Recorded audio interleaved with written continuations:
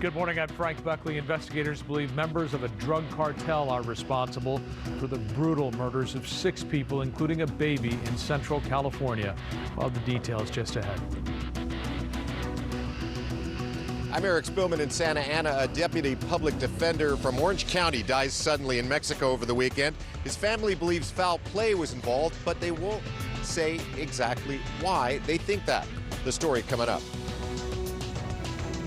Good morning, I'm Lena Bovin. We are live in Corona, where nearly a dozen homes have been red tagged and evacuated because of a faulty retaining wall. We'll show you the dramatic images and the latest on what's happening here. That's next.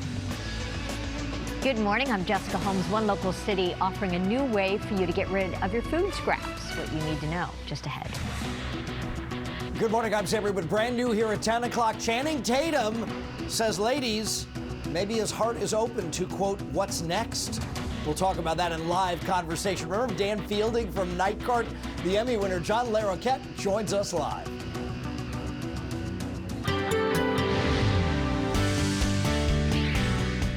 Good Tuesday morning. I'm Kirk Hawkins filling in for Mark Kriske this morning. It's Customer Service Day, so I'm here with your forecast for you, the home viewer. Let's take a look. Finally, we're seeing a break from the rain. Scattered showers in some mountain areas today, but for the most part, it should be sunny and chilly, maybe even partly cloudy. Your zone forecast now. 58 degrees along the coast, a high surf advisory now in effect. Some locations breezy, other locations gusty. You may be waking up to patchy frost in some neighborhoods. Otherwise, there's that scattered shower chance in the high desert where the high is 50. More details on a little bit of a warm-up coming up in your 7-day. For now, Jessica, back to you. Kirk, thank you. New details now about a deadly shooting in the San Joaquin Valley. Sheriff's deputies now believe a drug cartel may have killed 6 people, including a 17-year-old mother and a 6-month-old baby who were shot in the head. Happened around 3:30 yesterday morning in the small town of Goshen in Tulare County. It's about 35 miles south of Fresno. Deputies arrived to find 2 victims in the street, a third in the doorway of the home, and 3 more inside.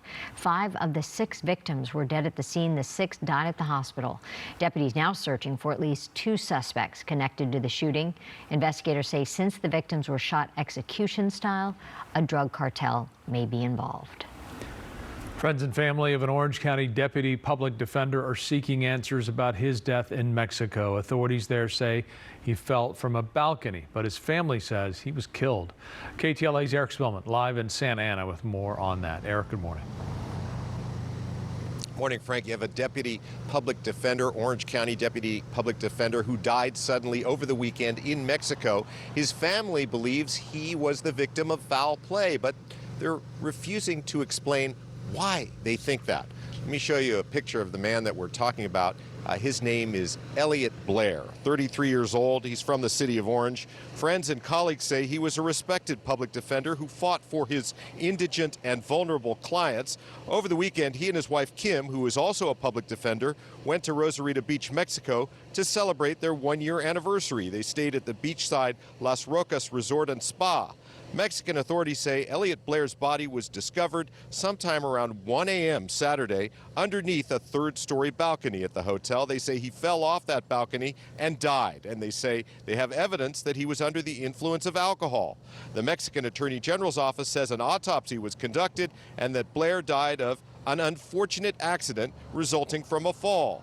But Blair's family doesn't buy that explanation.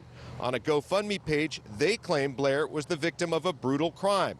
They say he was tragically killed. The organizer of the fundraiser writes, "We wish we could provide more information, but very little has been disclosed by authorities in Mexico." Last night, KTLA reporter Mary Beth McDade made contact with Blair's relatives, and they would not explain exactly why they believe there was a crime. They referred us to a lawyer who has not returned our calls. One friend tells us it would be out of character for Blair to get drunk and fall off a balcony. He says Blair's death has been a real shock to the Orange County legal community. He was a good lawyer, a very positive force in our legal community in Orange County. And he was kind of a rising star, I think, in the public defender's office. So far, the GoFundMe page has raised something like $100,000 in donations. The organizer of the GoFundMe says the money will be given to the family, to Blair's widow, to help her transport his body back to the United States. We'll send it back to you. Okay, Eric, thank you. A candlelight vigil will be held this evening in Lake Elsinore to honor fallen Riverside County Sheriff's Deputy Darnell Calhoun.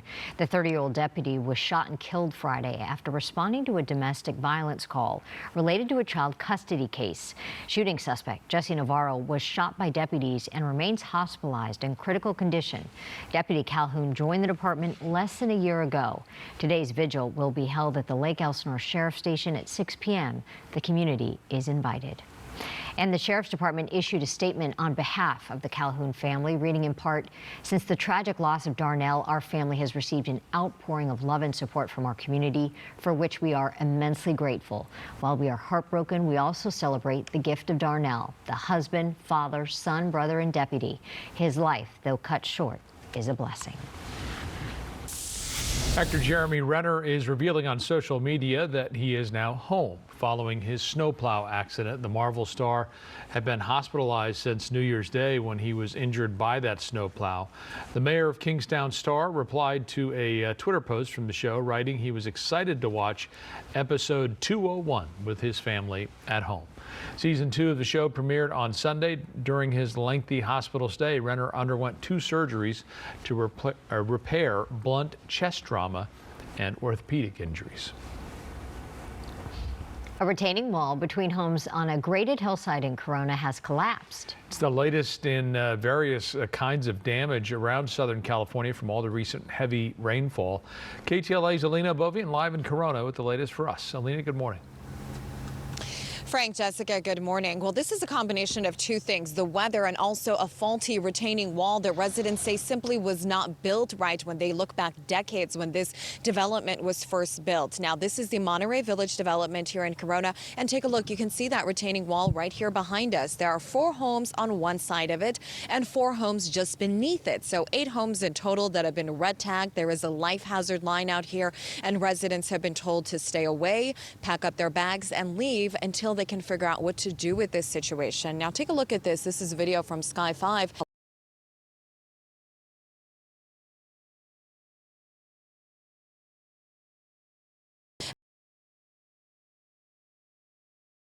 Apparently smashing through some glass windows and burying backyards and patios in mud and debris.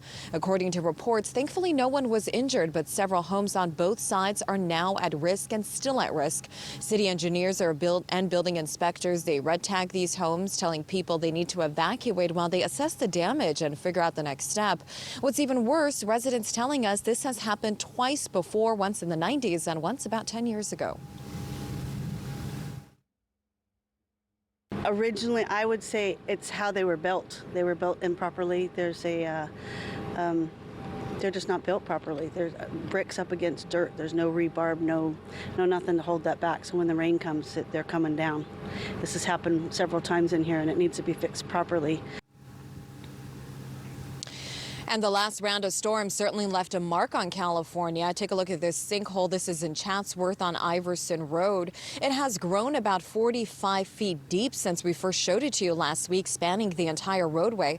The Los Angeles City Council last week approved $1 million emergency funding to expedite repairs on this one and also another sinkhole near Mulholland Drive. And from Woodland Hills to Manhattan Beach, Pasadena to Long Beach, crews working to clean up downed trees. Some fell on cars, structures, and even homes. Caltrans has been busy, specifically on this stretch of I-5 South, dealing with a massive landslide along Templin Highway. Also encountering yesterday smaller but similar situations, mudslides along the Harbor Freeway and also in Azusa. I don't think we're ready for this. I mean, who can be ready for millions of gallons of water in a short amount of time? And back out here live, just because the rain is over does not mean the risk is over. Experts say that landslides, essentially anywhere sinkholes and other hazards, could still strike because the ground is so saturated right now. We received a ton of rain in a short period of time. That's the very latest. I'm Lena Bourbon reporting live in Corona, KTLA 5 News.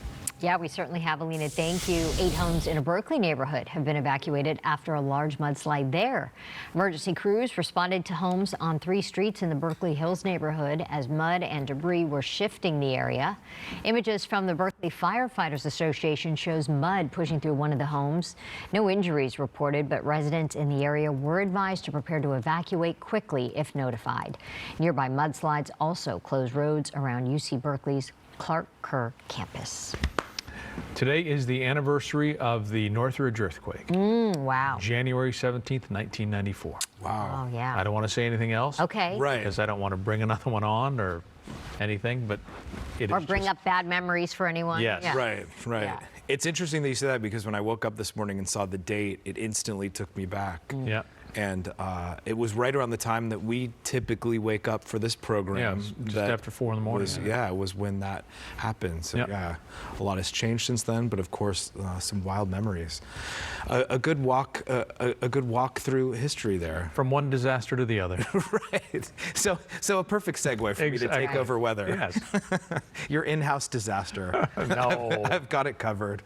Let's take a live look from Long Beach this morning. Ooh, we've got a boat headed out, it looks like.